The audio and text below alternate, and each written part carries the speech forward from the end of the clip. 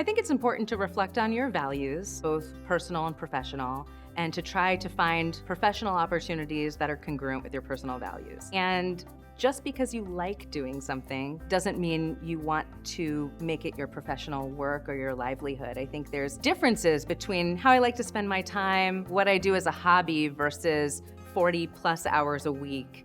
How do I imagine my professional life playing out? So I think we can get into choose majors for a lot of reasons, but it's important to think about how I imagine spending my time as a professional. Can I imagine doing this? And if you can, I think that's a good indication to pursue it. The advice I received was, if I want to become something, find somebody who's in that field and shadow them. You think you might want to do things, like I thought I wanted to be an engineer, and it turned out I'm much better at finance. You can't do anything in solitude or in silos.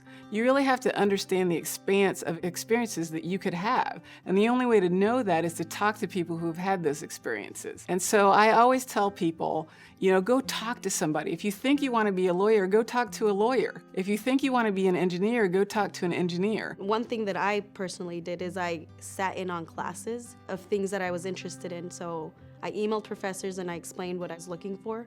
And a lot of people are very, very welcoming. I also think that joining different clubs can be really beneficial. I went to a lot of club meetings for the specific majors, and I think that's probably the biggest help that I had, just because in those club meetings, you meet a lot of upperclassmen who are already very deep in the field and they know what it's like. As an undergraduate, I pursued many different research internships.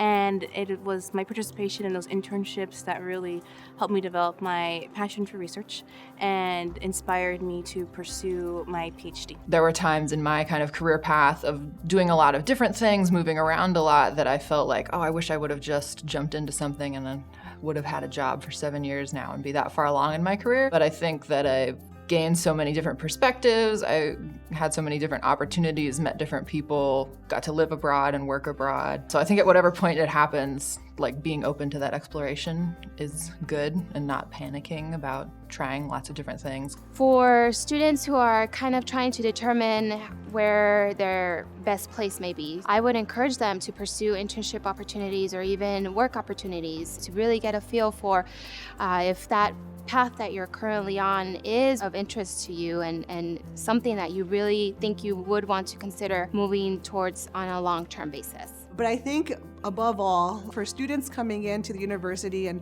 students who are here trying to discover, which path to take, it's definitely finding those resources within that perspective field and coming alongside and learning as much as he or she possibly can. Don't close the door, because the doors are opening all the time around you. Do what you think you want to do at this point in time, but keep your eyes open to how the world changes around you, because it has opportunity everywhere if you keep that perspective. I think of it in terms of doors. So you don't necessarily want to close doors, you want to open them and look into them.